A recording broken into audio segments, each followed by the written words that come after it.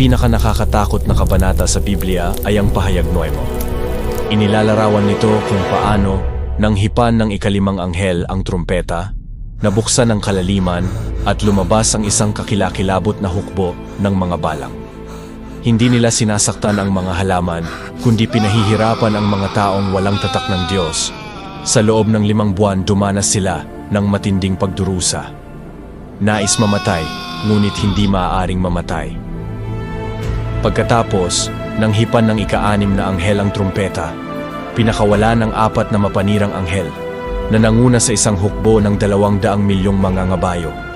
Sa pamamagitan ng apoy, usok at asupre, nilipol nila ang 1/4 ng sangkatauhan. Ang nakakagulat ay kahit sa harap ng ganitong kakilakilabot na paghatol, karamihan sa mga tao ay tumatangging magsisi. Patuloy silang sumasamba sa mga Diyos-Diyosan at nagpapakasasa sa kasamaan na sa huli ay nagdadala ng mas mahigpit na paghatol sa kanilang sarili. Ito ay isang babala. Ang mga nabubuhay sa kasalanan ng walang pagsisisi ay haharap sa sakuna. Ngunit ang mga tunay na nagsisi at sumusunod sa kalooban ng Diyos ang maliligtas. Mabilis nang nauubos ang oras. Pumili ng pagsisisi ngayon at hanapin ang awa ng Diyos. Amen.